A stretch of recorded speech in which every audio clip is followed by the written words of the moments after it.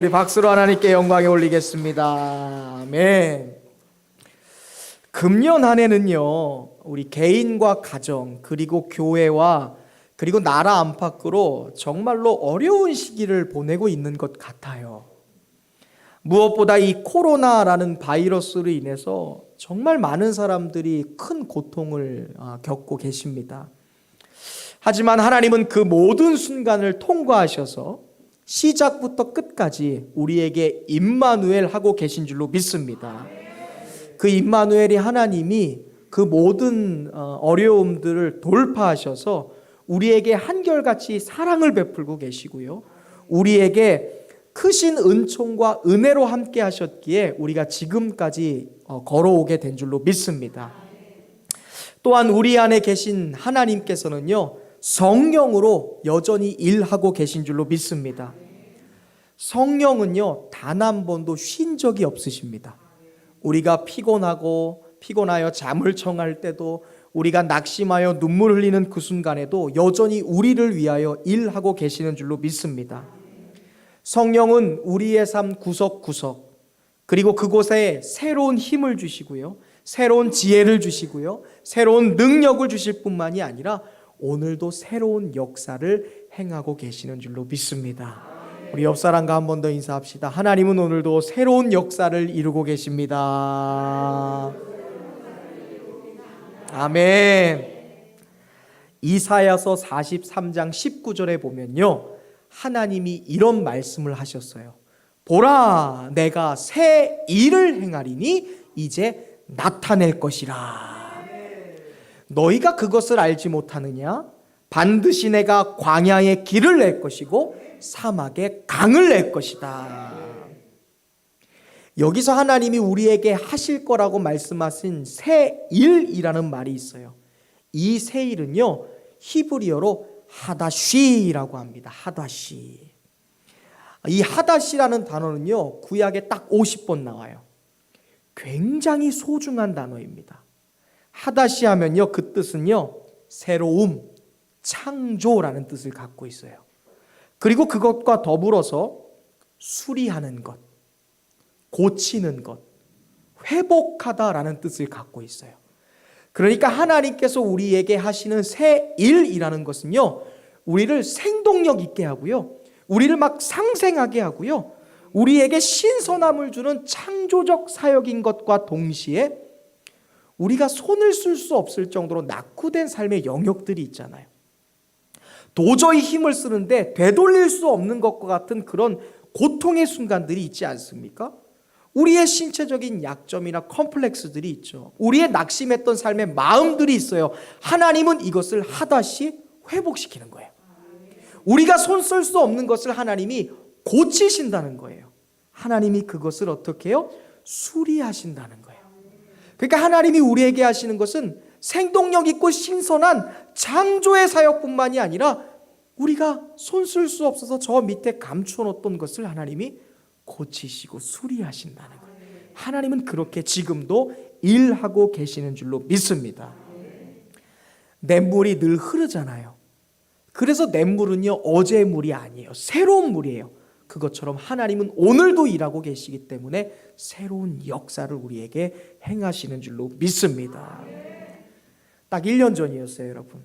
딱 이맘때 아내와 목회 계획을 가서 기도를 했습니다. 밤을 지새면서 정말 새벽을 깨어가면서 기도했어요. 이유는 딱 하나. 하나님, 2020년 새해를 맞이해서 우리 교회와 온 성도들이 붙들고 가야 될 하나님 말씀 좀 주세요. 우리가 2020년 붙들고 가야 될 비전을 좀 주세요. 이 기도 제목 하나 가지고 밤을 샜습니다. 그때 하나님이 저와 제 아내에게 주신 말씀이요, 오늘 우리가 읽었던 고린도후서 4장 16절의 말씀이었습니다. 우리 2020년 교회의 표어가 되는 주제 말씀이기도 했죠. 우리 다시 한번 고린도후서 4장 16절의 말씀을 한번 같이 읽어보겠습니다. 시작.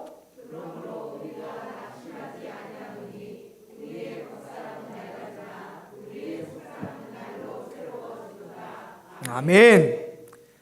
날로 새로워진대요. 날로 더욱 새로워진다라고 말씀하세요. 우리에게 하다시 새 일을 행하실 하나님이 2020년 저와 여러분과 교회와 가정에게 주신 말이 뭐예요? 내가 너희를 날로 더욱 새로워지게 할 것이다 라는 말씀인 줄로 믿습니다. 여러분, 이 시간 가슴에 손을 얹고 저를 따라서 한번 믿음으로 고백해 보세요. 가슴에 손을 딱 얹어 보세요. 이렇게 고백합시다. 나는 날로 더욱 새로워지고 있다. 나는 지금도 새로워지고 있다. 나는 계속 더욱 새로워질 것이다. 아멘. 여러분, 이걸 믿으시길 바랍니다. 그 믿음으로 옆 사람을 바라봐 보세요 한번. 그리고 이렇게 얘기해 주세요. 당신도 더욱 새로워질 거예요. 당신을 응원합니다. 아멘.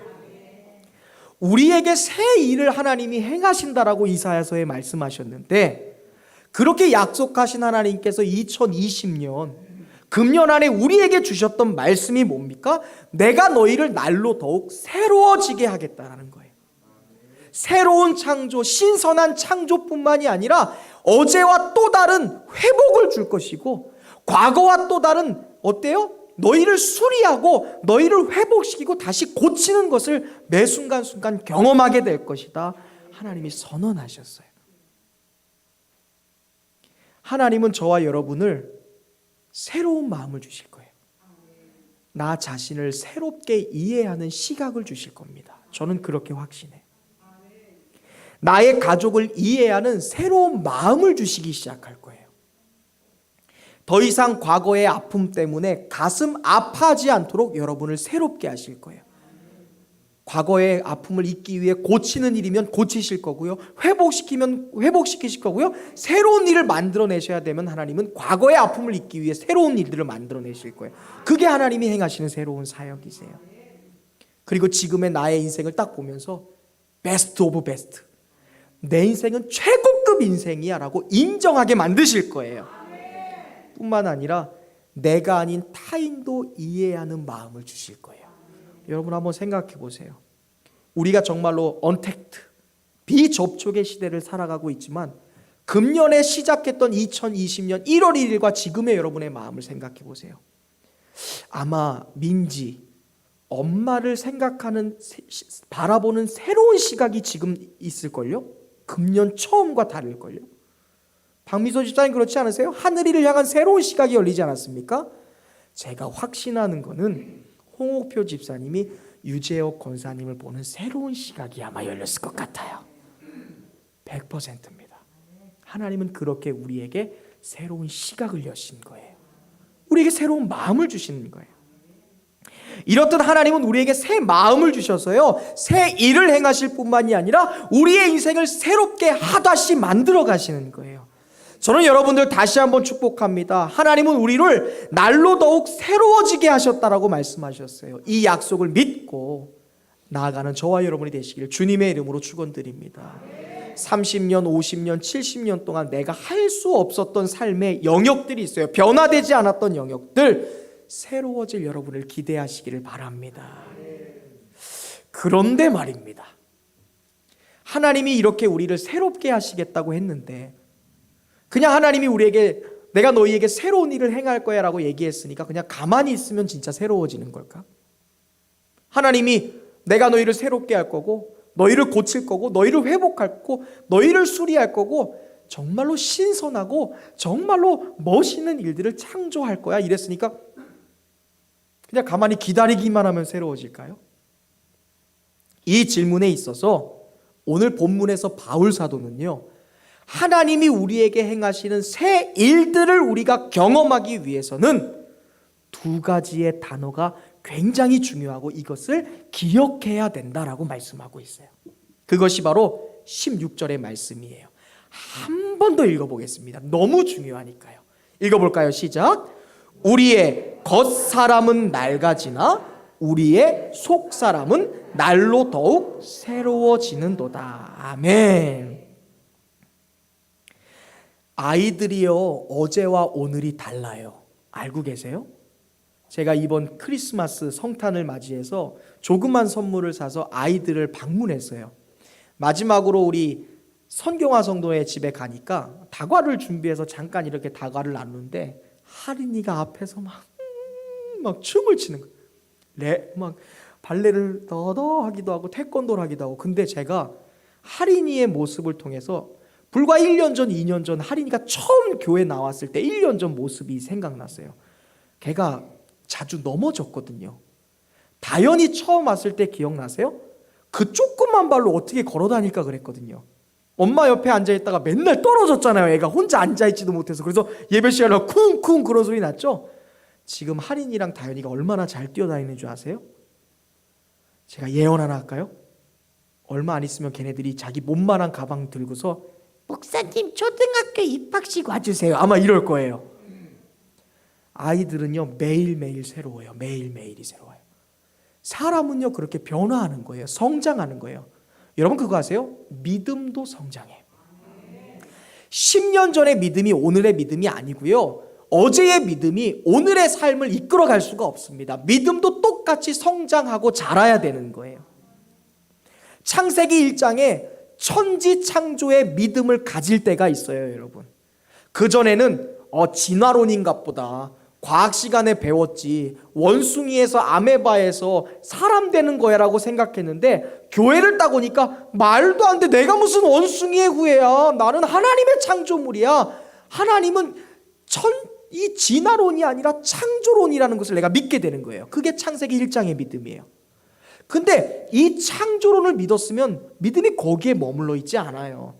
창조론을 믿는 사람은 창세기 7장에 있는 믿음으로 방주를 만들고 믿음으로 그 방주에 들어가서 믿음으로 구원받은 노아의 믿음까지 성장하게 돼 있어요.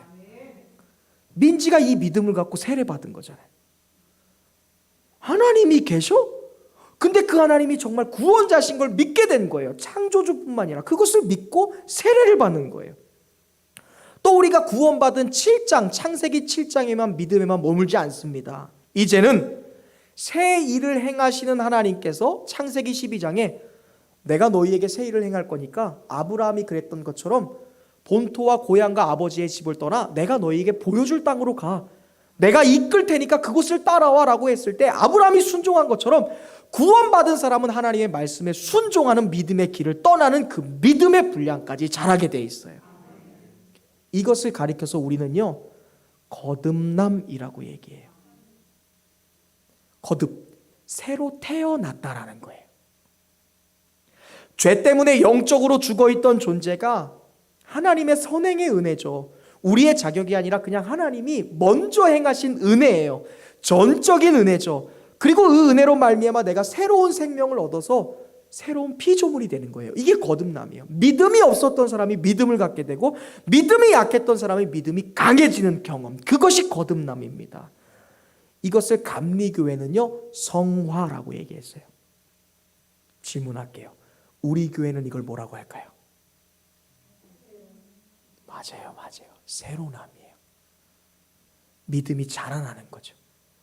나의 신앙이 변화되는 거예요. 나의 신앙의 인격이 성장하는 거예요. 이게 뭐예요? 우리 교회 철학? 새로남이에요. 하나님이 우리에게 행하시는 하다시 새로남의 역사는 우리의 믿음을 어떻게 해요? 성장시키고 자라나게 하는 거예요. 거듭남은요 여러분 성령 안에서 지어지는 거예요. 새롭게. 거듭남은 말씀 안에서 성장하는 거고요, 은혜 안에 새로워지는 것입니다. 바울 사도는 본문에서 하나님이 우리에게 행하시는 이 새로운 일, 즉 거듭나기 위해 필요한 두 가지의 단어를 이야기하고 있어요. 그것이 바로 같이 고백해 볼까요? 시작! 겉사람과 속사람이라는 주제예요. 하나님이 우리를 계속 자라게 하세요. 하나님이 어제와 다른 나로 계속 나를 창조해 나가시고 연약하고 부족했던 무너졌던 영역들을 수리하고 회복시키세요. 근데 이것이 우리에게 실제가 되기 위해서 우리가 가지고 가야 될 두 가지 단어가 바로 이거예요. 겉사람과 속사람. 성장하기 위해, 거듭나기 위해 필요한, 반드시 건너야 될 두 가지의 다리. 겉사람과 속사람. 먼저 이 겉사람이라는 것은 뭘까요, 여러분? 그렇죠. 장로님 말씀하셨어요. 쉽게 말하면 육신이에요. 어머니의 모태에서 태어나서 자연인 그대로의 사람의 겉모습을 말하는 것이 겉사람이에요. 다시 말하면 인간이면 누구라도 어떤 사람이라도 가지고 있는 이 육체, 육신, 그리고 그 육신과 관련된 생활 습관이나 마음, 태도 등을 말하는 것이 겉사람이에요. 배고프면 뭐 먹어요? 밥 먹죠. 피곤하면 자는 거예요. 이것도 다 겉사람의 영역에 해당하는 것입니다. 반면에 이 속사람이라는 속성은요, 하나님의 은혜, 하나님의 은총, 하나님의 사랑으로 성령의 역사로 말미암아 과거에 없었던 새로운 존재성을 뜻하는 거예요. 새로운 피조물이 된 사람을 뜻하는 말이 속사람이에요. 오늘날로 말하면 구원받은 사람, 믿음으로 세례받고 구원에 이른 사람, 믿음이 성장한 사람, 하나님을 창조주로 고백한 사람, 성령님을 내 안에 계신 하나님, 영적인 하나님으로 믿는 사람, 그리고 하나님의 자녀와 그분의 백성이 된 것, 그것이 바로 속사람의 속성이에요. 예컨대 우리에게 은혜라는 것이 임하면요, 우리가 구원과 천국에 대한 소망을 갖게 됩니다. 또한 우리 안에 성령이 임하시면요, 죄로 인해 죽었던 나의 영혼이 되살아나면서 새로운 정체성이 임해요. 한번 여러분 돌아보세요. 하나님과의 관계 속에서 이제 내가 누군지를 계산해 볼 수 있게 된 거예요. 먼저 우리가 속사람이 거듭나고 하나님의 은혜로 우리가 새로운 피조물이 되면요, 하나님을 향한 호칭부터 달라져요. 하나님을 뭐라고 고백해요? 아빠? 아버지? 이렇게 고백해요. 아니 무슨 아빠 아버지, 나의 아빠는 육신의 아빠 아닌가? 근데 우리가 새로운 피조물이 돼서 속사람이 거듭나기 시작하면요, 하나님을 아빠 아버지라고 고백하기 시작해요. 그리고 예수님을 2000년 전 팔레스타인을 살아갔던 나와 문화도 다르고 시간과 공간적으로 차이가 나는 옛날 사람이 아니라 나를 구원하고 있는, 지금 내가 나를 천국으로 인도할 수 있는 메시아 구세주로 고백할 수 있게 돼요. 이상하잖아요. 2000년 전에 존재했던, 보지도 못했던 예수라는 존재를 나의 구원자로 고백하게 돼요. 이게 속사람이 거듭난 사람의 모습이에요. 이 모든 것은요, 겉사람이 죽는 그 순간을 통해 일어나기 시작해요. 내가 육신에 속한 사람이고 육신에 매여 있으면 절대 믿지 못해요. 하나님의 은혜로 거듭나거나 새로 태어나지 않은 사람은 절대로 하나님을 아빠 아버지라고 고백 못해요. 예수님을 나의 구원자로 고백 못합니다. 왜? 육신에 속하니까. 육신에 속한 게 뭐예요? 하나님이 어디 있어? 사람은 원숭이의 조상인데? 후예인데?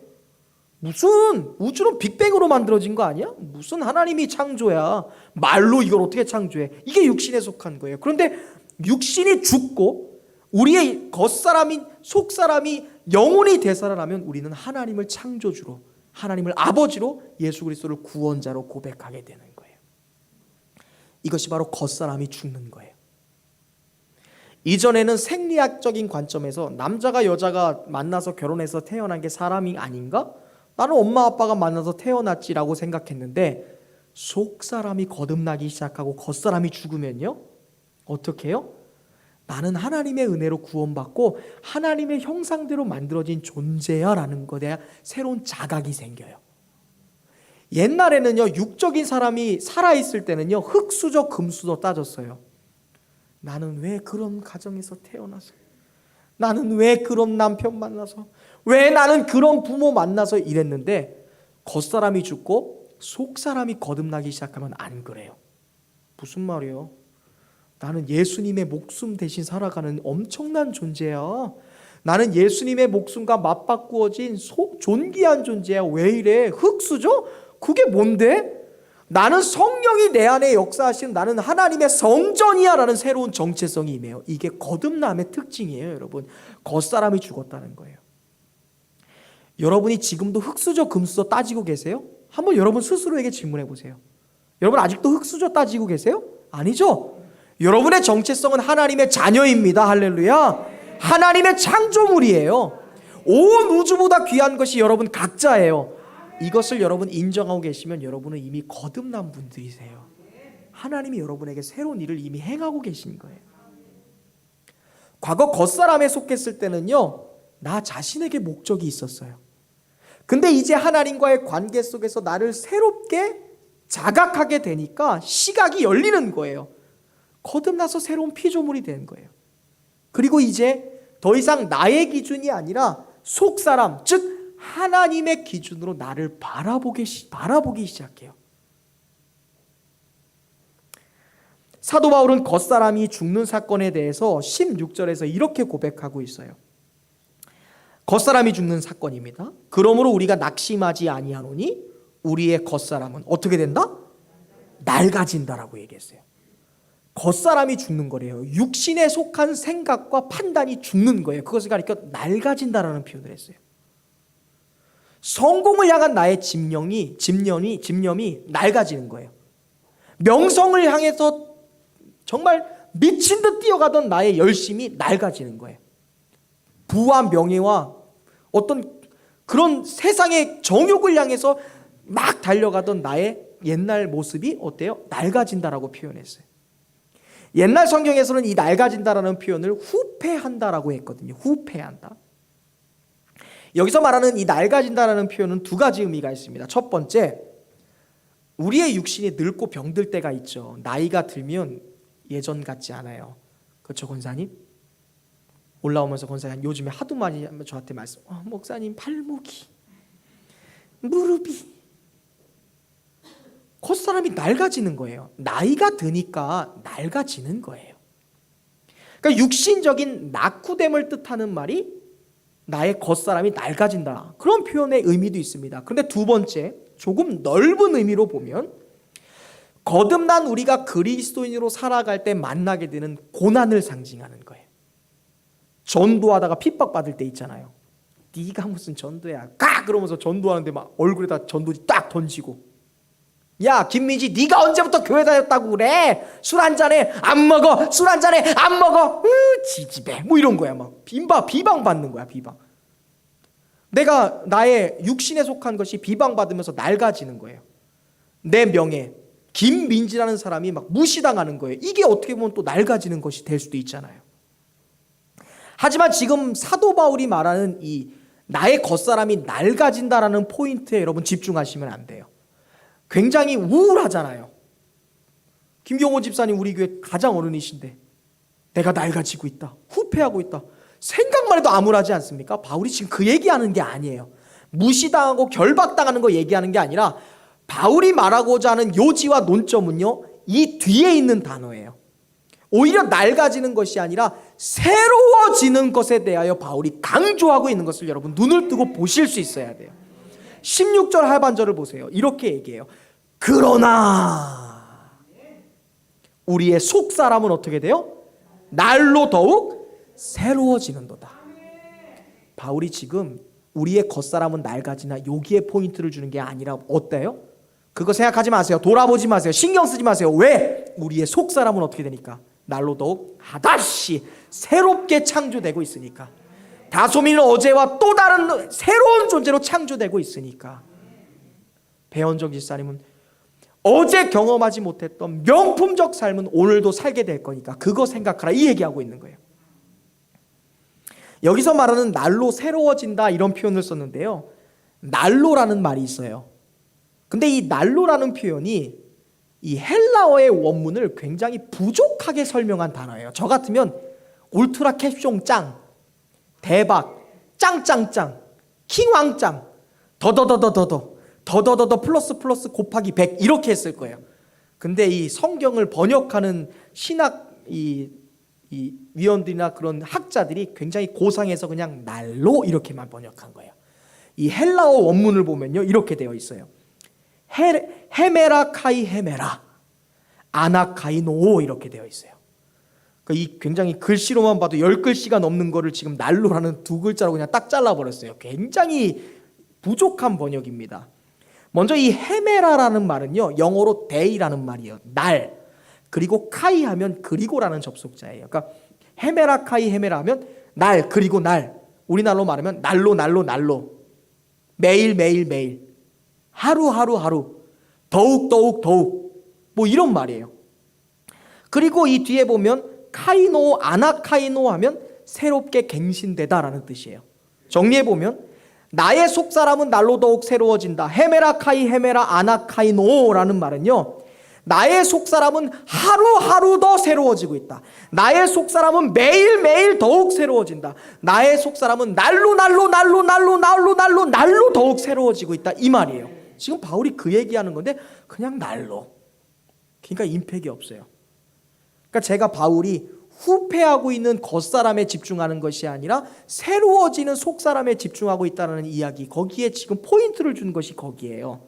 헤메라 카이 헤메라, 날로 더욱, 어제보다 훨씬 더, 과거와 상상할 수 없을 정도로 더 크게 너는 지금 새로워지고 있다라고 얘기하는 거예요. 여러분, 우리의 육신은 정말 낡아져요. 저도 그래요. 머리가 왜 이렇게 새는지. 펌을 안 하면 제가 못 볼 지경이에요. 너무너무. 그냥 펌 안 하면 김미순 권사님이랑 제가 친구인 줄 알 것 같아요. 허두하해갖고 제가. 여러분들 그럴 때 있잖아요. 주름이 막 깊어지는 거예요. 제가 지난주인가 지지난주 설교 보는데 제가 여기 이렇게 주름이 있어요, 여러분. 전 이렇게 눈만 감으면 지금 무표정이거든요. 근데 이 주름이 있어도 맨날 화난 표정인 줄 알아. 그래서 제가 입만 웃어요, 이렇게. 미용실에 가서도 이러고 있어요. 근데 요즘 마스크 쓰고 있으니까 가리잖아요. 그러니까 나는 분명히 웃고 있는데 목사님 괜찮으세요? 계속 물어봐요. 나 웃고 있어요. 걱정하지 마세요. 그냥 여기 좀 파여서 그래요. 갈수록 이 주름이 깊어가요, 여러분. 그런 거 보실 때 있잖아요. 막 주름이 늘어나요. 손도 막 쭈글쭈글해져요. 우리의 하루는요, 정말로 살아가는 것이 아니라 죽어간다라는 표현이 더 맞는 것 같아요. 정말이에요. 내 피부의 조직도 죽어가고요, 탄력도 죽어가요. 박미서 집사님 막 탄력. 우리는 늙어가요. 도연아, 영원히 그 미모가 갈 것 같아? 지금 이제 가장 꼽힐 텐데 이제 서서히 이제 20대 중반 가면 이제 조금씩 이제 그게 진짜예요. 원래 그래요. 사람의 신체가. 우리가 제한된 육신을 입고 사는 한 한계가 있기 때문에 그래요. 그리고 때로 우리가 준비하지 않고 비를 만날 때가 있잖아요. 제가 이게 무슨 옛날 노래 가사인데 준비 없이 비를 만난 것처럼. 그 다음에 뭐 이런 가사도 있어요. 마음 먹은 대로 일이 되지 않을 때. 그럴 때가 있어요. 또한 우리가 명성이라는 것을 잃을 때가 있고 인기가 없어질 때가 있어요. 화려했던 과거 있죠? 물거품처럼 사라질 때가 있어요. 김경호 집사님 그런 얘기 많이 하시잖아요. 왕년에 내가. 김창희 성도님이 해병대잖아요. 내가 옛날엔 안 그랬는데 목사님. 그 명성과 힘이 한순간에 사라질 때가 있어요. 이 모든 것이 겉사람이 후패하는 일이에요. 더 후패가고 있을 거예요. 더더욱 후패가는 거예요. 더더욱 안 좋은 쪽으로 가게 되어 있어요. 그런데 지금 바울은 그걸 얘기하는 게 아니에요. 그거 신경 쓰지 말래요. 호흡해 집사야, 주름 신경 쓰지 마. 아가씨처럼 안 해도 돼. 왜 그런 줄 알아? 하나님은 너를 속사람을 날로 더욱 헤메로카이 헤메라 너의 속사람을 매일매일 더욱 새롭게 하시기 때문에 너는 거기에 집중해야지 후패져가고 낙후되는 겉사람에 뭐하러 집중해. 그건 그냥 인간으로 살아갈 때 어쩔 수 없이 만나는 거잖아. 돈도 없어져, 인기도 없어져, 명예도 없어져, 건강도 없어져. 없어지는 걸 왜 생각해? 생겨나고 있어지고 더해지는 속사람에 신경 써라고 말씀하고 있는 거예요. 하나님은 그렇게 우리를 날로 더욱 새롭게 하실 거라. 겉사람을 상상하고 겉사람에 매여 살던 우리가 이제 영적인 눈을 들고 속사람이 더욱 강건해지고 충만해지고 넓어지는 것을 바라보게 하신다는 거예요. 그것을 바라볼 때 우리의 인생이 여러분 달라져요. 이 놀라운 은혜를 깨달았어요, 바울이. 바울은 로마 시민권 갖고 있었고요. 가말리알의 문화생이에요. 하버드입니다. 흑금수저예요. 정말로 모든 사람들이 다 좋아하는 사람. 사위 삼으면 이 사람 100%. 아들이면 진짜 이런 아들이면 운동장에 팬티바람에 춤출 수 있는 그런 아들이에요, 여러분. 그런 자식이에요. 그런데 바울이 예수 믿고 구원받으면서 이런 겉사람이 다 후패했어요. 오히려 바울은 자기가 가진 명성으로 인기를 얻은 게 아니라 그 명성 때문에 유대인들에게 더 박해받았거든요. 너 바울이었잖아. 너 사울이었잖아. 왜 예수 믿고 미쳤어? 너 가말리알의 제자였잖아. 근데 왜 가말리알의 교육을 전파하는 게 아니라 왜 이단자 예수의 교육을 전하고 있어? 하면서 바울을 막 더 내치기 시작하고 몽둥이를 치기 시작하고 박해하기 시작하고 저주하기 시작하고 무시하기 시작했어요. 바울은 이것을 가리켜 나의 겉사람이 후패하는 것이다 라고 얘기했어요. 실제로 겉사람이 매를 맞아서 망가지기도 했고 감옥에 갇혀서 건강이 나빠지기도 했고 그리고 나의 모든 명성과 나의 겉사람에게 속한 모든 감정들과 명예들이 다 사라져버리는 그것들을 실제로 경험했잖아요. 그런데 바울은 자기의 속사람이 후패하는 겉사람보다 더 강력하게, 더 빠르게, 더 충만하게 내 속사람이 자라나는 것을 보고 낙심하지 않았어요. 돈이 없어지는데 믿음이 자라나는 게 더 행복한 거야. 건강이 나빠지는데 하나님을 향한 천국의 소망과 구원이 더 확실해지는 게 더 기쁜 거야. 그러니까 낙심하지 않는데요. 사랑하는 성도 여러분, 이 원리를 우리의 삶에 오늘 대입해 보시길 바랍니다. 하루하루 믿음이 자라나요. 여러분 경험하고 계시잖아요. 경험했잖아요. 하루하루 하나님과의 관계가 깊어져요. 옛날에는 기도도 안 해요. 기도합시다 해도 안 했던 분들이 아침에 일어나서 그 오늘의 만나 영성을 보는 사람이 있어. 기도해. 기적 아닌가요? 옛날 같으면 어려운 일 있으면 사람 찾을 사람이 어려운 일 있으면 목사님 기도해 주세요. 성도님들 중보해 주세요. 막 중보 기도를 부탁하는 거야. 믿음이 자라난 거야. 하나님을 향한 마음이 열린 거예요. 나의 기도가 어제보다 오늘 더 깊어지고 넓어져요.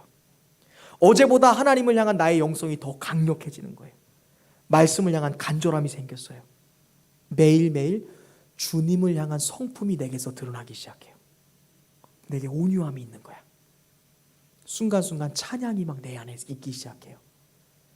그것이 바울이 경험했던 속사람이 새로워지는 일이었어요. 바울은 이게 너무 짜릿한 거야.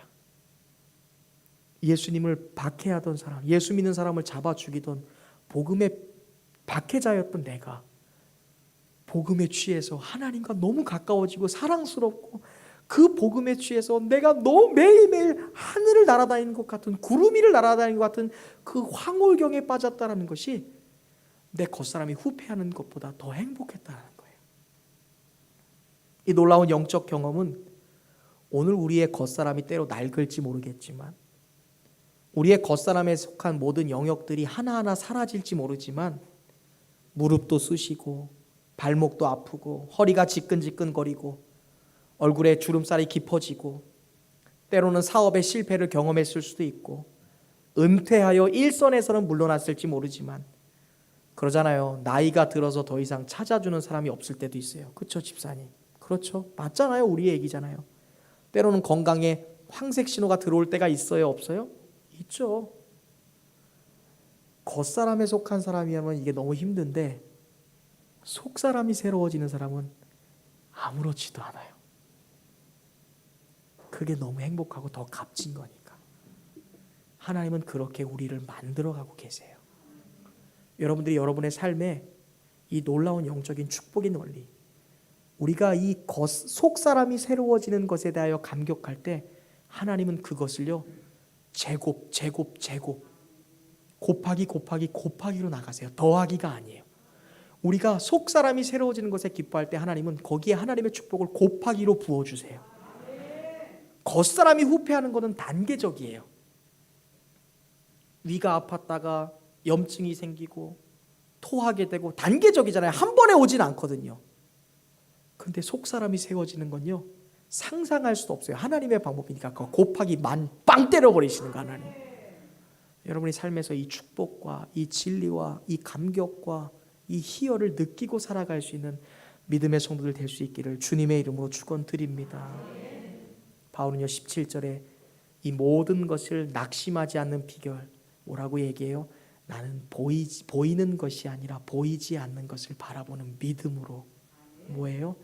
내 안에 주신 성령이 씨앗으로 뿜어주신 천국의 소망, 하늘의 상급, 믿음과 구원의 소망, 내가 곧 도착하게 될 그 믿음의 종착지를 바라보면서 때로 내게 어떠한 시련이 찾아오고 고난이 찾아와도 나는 결코 낙심하지 않을 거다. 왜?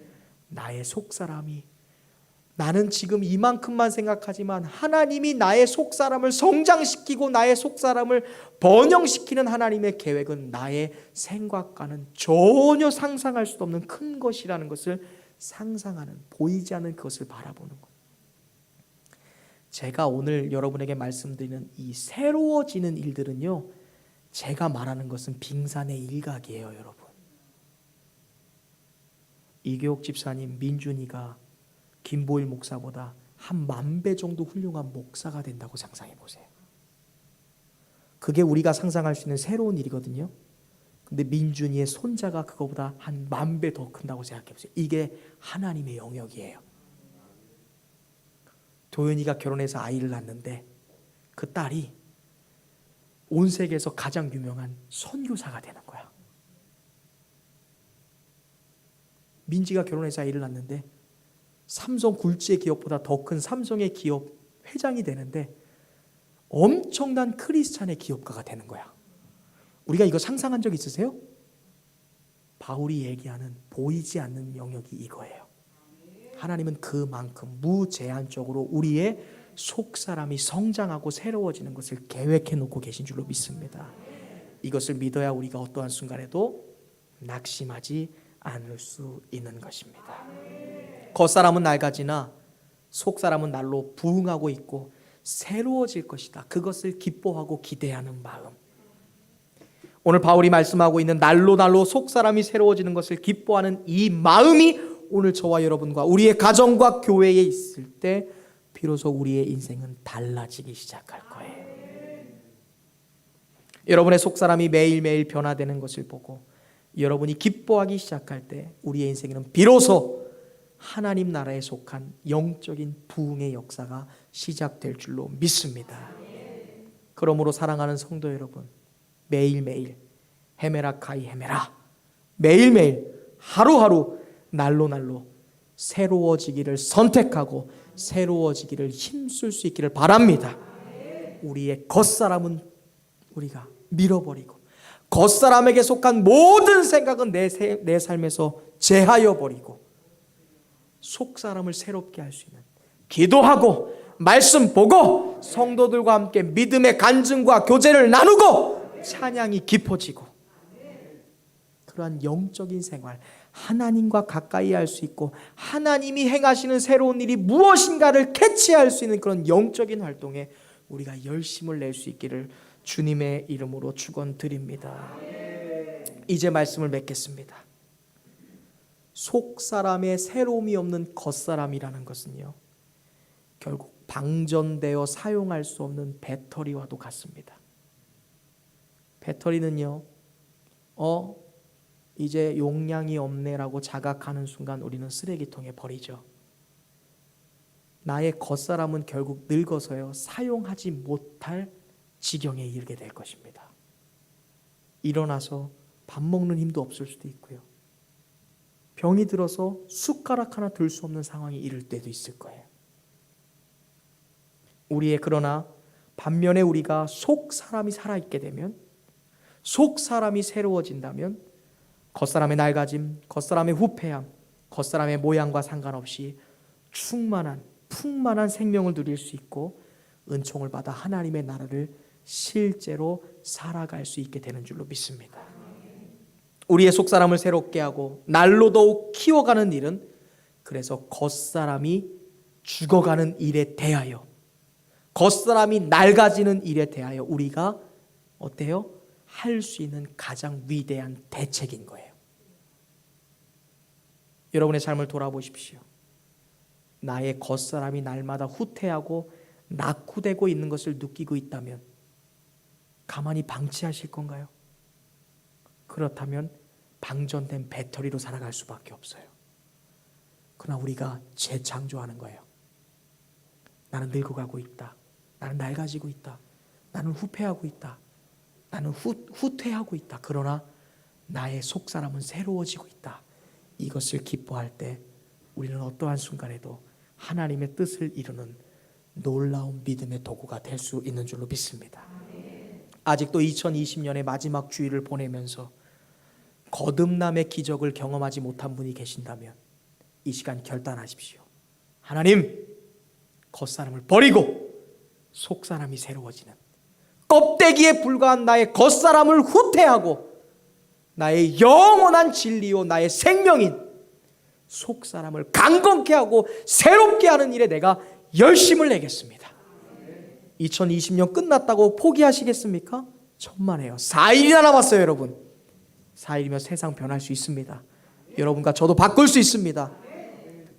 속사람이 새로워지는 일에 남은 4일을 우리가 투자할 수 있는 인생의 지혜자들 될 수 있기를 주님의 이름으로 축원드립니다. 기도하겠습니다.